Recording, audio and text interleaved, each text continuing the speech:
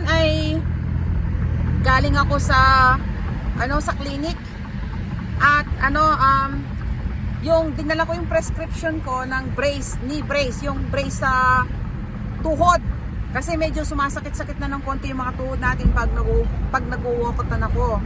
So good thing maaga ko siyang sinabi doon sa Cairo ko at na-x-ray ako at good thing at nasabi ko yun kasi mabibigyan ka agad ako ng brace. At alam nyo ba kung magkano ang brace? $840. Sa pera natin, 33,000 pesos mga kabayan. Ang good news, libre po siya. Binayaran po siya ng government. Yung government ng Canada, ng Manitoba, na related po sa health, yung mga nag-handle ng health, ito po ay covered. So wala akong babayaran. Binayaran po ng gobyerno. Ito lang ang maganda sa Canada eh.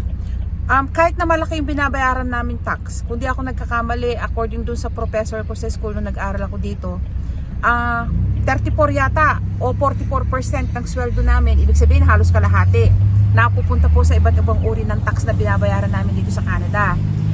Pero parang nanlalambot ka pag ano mo na, ay ganun pala kalaki yung binabayaran kong tax. Pero sa totoo lang po, yung laki ng binabayaran namin dito, nakikita naman namin. Ang unang-unang pakinabang ng tax na binabayaran namin dito ay yung sa health. Mostly, kagaya ngayon, nagpa-brace ako, nagpa-doktor ako tungkol doon sa problema ko sa nagpa-check up ako. Magkakaroon ako ng blood test, kung ano-ano pang mga test. Libre po yon, walang bayad. Babayaran yun ng government, yung sa health. So, yung dito, kasi nakalimutan ko ng tawag eh. Mamaya, i-research ko uli. Makakalimutin na kasi tayo eh. So, yung tinatawag namin healthcare, yun. Yung tinatawag namin healthcare dito, ang Canada ay isa sa may pinakamagandang healthcare sa buong mundo. So, lalong-lalo yung probinsya namin, ditong Manitoba. So, kita nyo naman, 33,000 pesos sa pera natin. Isang check-up sa doktor, sinabi ko yung problema ko, ganito yung activities ko, nag-walkout ako, hindi ko na magawa. Tapos naapektuhan na yung trabaho ko dahil nga doon sa discomfort na nararamdaman ko sa Nico. Ngayon, binigyan nila ako niresetahan ako ng brace at binigay sa akin yung brace ng libre, walang bayad. Sinukatan pa ako, as in, marami kang dadaanan. At ang pagpapabrace dito, hindi naman yung magpupunta ka lang tapos bigyan niyo ako ng brace. Hindi. Kailangan magpa-check up ka muna sa doktor, i-verify ng doktor, i-interviewin ka, i-check, tatanungin ka, tapos pag nalaman nilang kailangan mo ng brace, re-resetahan ka. At yung resetang yun, yung prescription na yun, kailangan dala-dala mo dun sa nagsusukat ng brace. Yung mga yun, usually, nasa medical field din sila. Hindi ko alam kung Cairo sila or kung ano man therapy sila o kung meron silang special title, pero pinag-aralan din nila yon. Meron din silang mga certificate or diploma sa mga pagsusukat ng mga braces na yun kasi nga sa buto yan eh. So sinukat nila ako ngayon at binigyan na ako ng brace. Ito ipapakita ko sa inyo kung ano itsura ng brace. Tinuruan na ako kanina kung paano magsukat. Ayan. So galing ako sa clinic. Ayan, dala ko yung bali pangalawang balik ko na, yung una check up, tapos binigyan ako ng prescription. Tapos itong second visit ko, ito nga dahil nga sila, hindi naman sila open the whole week eh. Tatlong araw sa isang linggo lang sila open. So chinyampuhan ko ngayon, buti na lang naabutan ko pang bukas.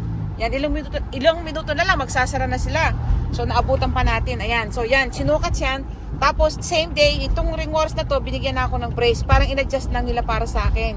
Tapos binigyan nila ako ng professional advice kung ano yung pwede kong gawin, kung ano yung hindi ko pwedeng gawin dito, paano siya ilagay, paano siya i-lock, paano siya i-adjust. Tapos sinabihan din ako kung magkakaroon ng rashes or whatever, pwede akong bumalik anytime. At saka sinabihan din ako na isang braces lang, kala ko nga dalawang brace both legs eh, hindi raw advisable na magdalawang brace ako kasi very awkward daw kung both pa ako may brace. So isa muna, and then pag okay na yung isa, pwede na ako mag-request uli ng brace sa kabila, which is medyo masakit din ng konti. So sabi ko, libre din ba yun? Libre din daw mga kabayan. Kita nyo, second brace yan. Pag umokay na to, magkakaroon ako ng separate brace ito. Hindi pwedeng gamitin to kasi naka-design lang to dito eh. So ito, another brace na naman yan. So ang bayad diyan wala. So another 33,000 na libre na naman po tayo. Yun lang ang maganda rito. Kahit na malaki yung tax na binabayaran namin, nakikita namin yung pakinabang. Ang unang-unang pakinabang sa healthcare nga, halos libre kami lahat. Ayan, i-demo ko sa inyo kung paano gamitin ito sa tinatawag nilang brace. Knee brace, ayan. Saan ba ang Y? Ito. Kita nyo, manalilito pa ako. Ayan, oh. So, ganyan siya. Ayan. Kailangan, pag nilagay mo daw, naka-straight yung paa mo. Ayan. Tapos, ayan. Ito raw. Ito, kailangan nakatapat siya sa may kneecap mo. Ayan, dito raw. Talagang dinay mo sa akin ng gusto eh. Ayan. So, ayan.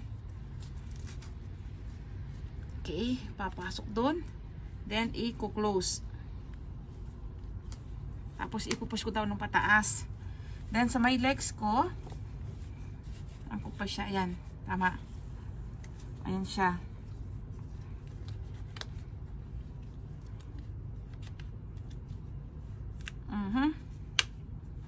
Ayan, ganyan siya. Ayan.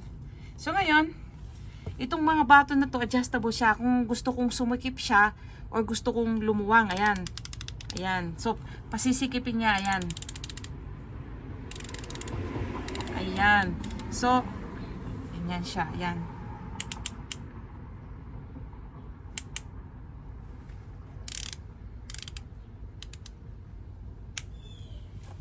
Ayan, ganyan siya. Ayan. So, ito daw, ang explanation sa akin ng doktor, sa kakalakad ko or sa sobrang activities ng mga tuhod ko, di ba nag-walkathon ako, ito yung joint ko, bawa ito. Ito yung buto ko sa baba, di ba? Ito yung buto ko sa taas. So, parang ganito yan. Ito yung buto ko sa baba, ito yung buto ko sa taas, yung gitna. Ayan ha. Demo natin yung gitna, in-explain sa akin. So, sabi niya sa akin nung naglagay sa akin ng brace, nagbigay, ganyan daw yan. So, ang nangyayari, tinanong ko sa ng pain ko, sabi ko, banda rito. O, ngayon, di ganyan sabi. So, ang nangyayari sa'yo, sabi niya, pag nagkakaedad ka na, sabi niya, okay, na-over ka sa exercise yung activity, nagagasgas na daw yung mga joint natin sa gitna ng mga butong to. Parang ganon, ayan. Ito yung taas ng, halimbawa, ito yung taas ng buto ko, ito yung ibaba. Ayan. So, ang nangyayari daw, dapat may siwang yan, ganyan, di ba? Tapos, joint sa gitna. Ngayon, dahil doon sa mga sobrang activities, o kaya na-disgrasya ka, na-aksidente ka, na kumbaga napilayan ka, o nag-basketball ka, na-injured ka, ganyan, or sa sobrang exercise naman, or kakatalon, kaka-aerobics, ganyan, nasobrahan ka, o kaya naman dahil sa pagkakaedad, yan daw nagbi-break ng ganito, ayan, parang dumidikit siya ng ganyan. So, nagkakaroon ng friction yung dalawang buto ko dyan. So, dahil nagkakaroon ng friction yan, tuwing naglalakad ako, nag-walk, nagkakaroon ng pain yan hanggang yung pain lumala hanggang sa maging rayuma na at kung ano-ano pang side effect na mangyayari sa tuhod ko. So, ang ginagawa ng brace na to, piniprevent niya. So, parang ganun, pag ina-adjust ko tong button na to, ginangyayari parang ganyan. From ganyan, nagiging ganyan yung mga buto ko, ayan. So, nawawala yung friction. So, dati gumaganyan-ganyan yan pag naglalakad ka or may ginagawa kang activities, nakatayo ka. Pero ngayon, dahil sa brace na to, kahit maglakad ako, ganyan na siya. Yan. Ganyan lang siya. Kahit naglalakad ka, gumaganyan-ganyan lang daw yung tuhod mo.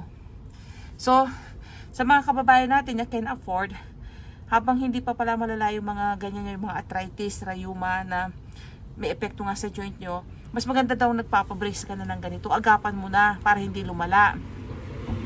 Doon naman sa mga walang pera, yung mga pambili, which is understandable, di ba sa Pilipinas ho saan ka ba kukuha ng 33,000 na ganun kadali, di ba? Baka nga mas mahal pa sa atin eh. Kasi dito 33,000, posibleng mas mura sa atin, pero sa mas malamang baka mas mahal sa atin. Ayan.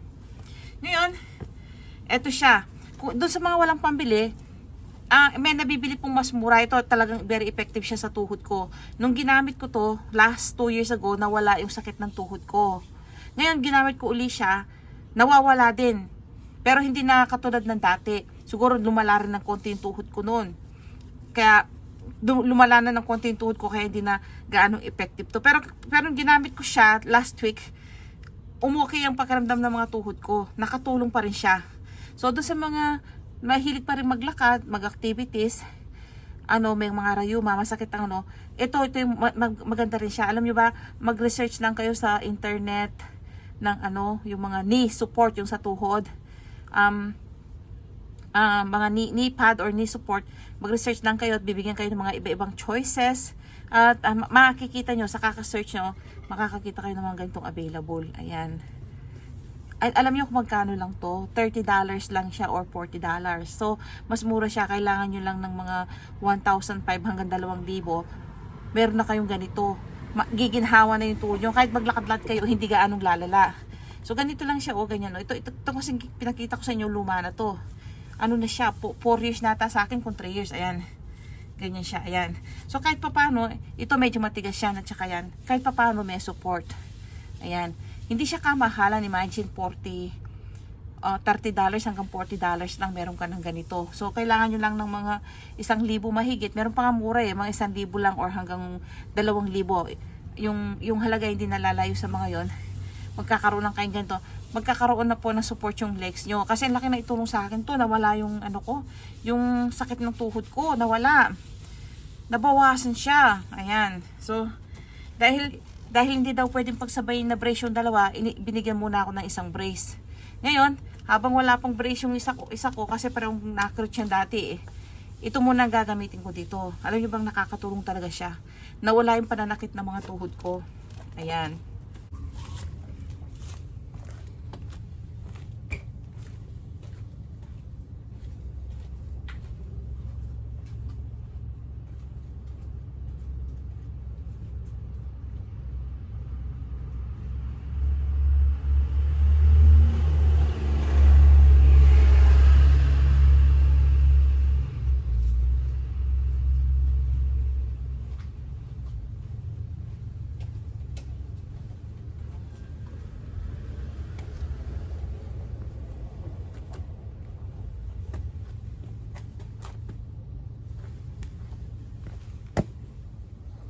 So hanggang dito muna yung video ko mga kabayan. So ayan, maglalakad na tayo, walkathon.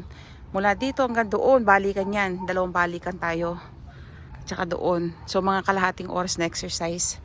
At okay na tayo para ma-maintain yung good health natin. Kung nagustuhan nyo ang aking video, huwag nyo kalimutang i-like at huwag nyo rin kalimutang mag-subscribe. Salamat!